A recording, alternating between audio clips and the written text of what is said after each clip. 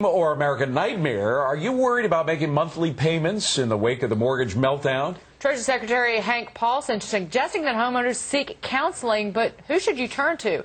Our Shivani Joshi is here with some answers. Thanks, Dagan. Well, for hundreds of thousands of Americans out there, mortgage foreclosure isn't just a concern, it's a reality. In September alone of this year, there were over 224,000 foreclosures in the market. That's up almost 50% from last year. We're probably going to see a lot more of that. And if you are a homeowner and you are concerned you may not meet your mortgage payment, there are options out there. Foreclosure isn't the only answer. We're going to give you some tips on how to save your home. First up, don't ignore the problem. If your lender's trying to contact you via phone or mail, answer the phone, open your mail. Not answering your mail is not a good enough answer for not meeting your mortgage payments. 1 or 2 missed mortgage payments is a good enough reason for seizure, so pay attention. Secondly, read the fine print and understand your rights. We know that loan documents tend to be lengthy and convoluted and complicated, but you know what? Until you read your fine print, you're not going to know what rights you have and you're not going to know what help you have available to you. So watch the fine print there. Thirdly, use the assets that you do have. Now, you should talk to a financial planner first, but if you have a second home, a second car, even some jewelry you're not using, consider cashing that in to put down towards a missed mortgage payment. Fourthly, contact your lender as soon as you realize you have a problem. Now, for a lot of Americans out there, they don't know who their lender is. The person that shook their hand and said, "Congratulations, you have a new home," is probably not the person they're sending their mortgage checks to every month. So the way that you figure that out is actually look at your coupon book or your coupon payment book, or look at your statements, figure out who your lender is, and give them a call. They can be your biggest ally in case you are going to miss your payments. And lastly, if you can't work out a special payment arrangement with your lender, consider a mortgage counselor. There are lots of nonprofit organizations out there that are here to help you. You don't have to pay for them. There are a bunch of people out there and a bunch of services out there that are charging big fees to help you. You don't need to. You can actually get it for free. Go to www.hud, that's HUD.gov, and you can figure out some of the resources you have available. So being proactive is the key here, not reactive, and you can make sure to save your home.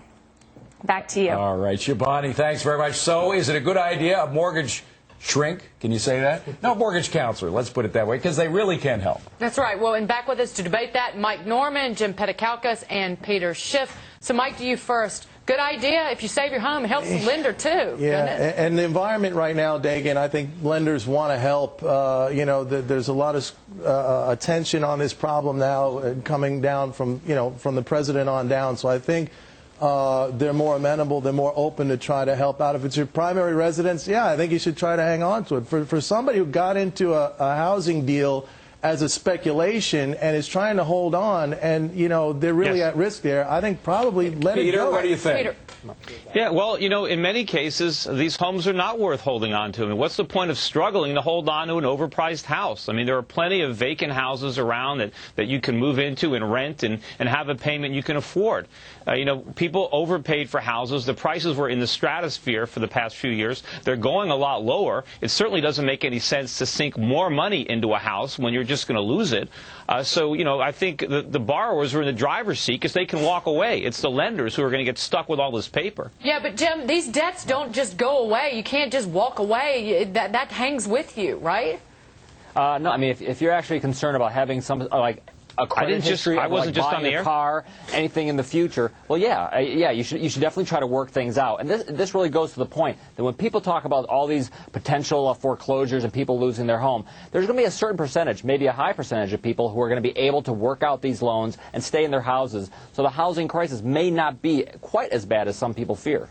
Don't compound a bad an error in judgment with another error in judgment, which would be right? what? Selling when prices have already come down, if you can. I don't agree with Peter, again, because I think selling now might be at a very bad point. Just because you don't like agreeing with Peter. I don't like agreeing with Peter. Let's be honest about it over here. But I don't think you should compound an error in judgment with another error in judgment. Look, Mike, on one point, you're right. If you can't hold on to it, you got to get out. But if it's possible to work it out, David, if it's possible to work it out, then work it out. Peter, quickly.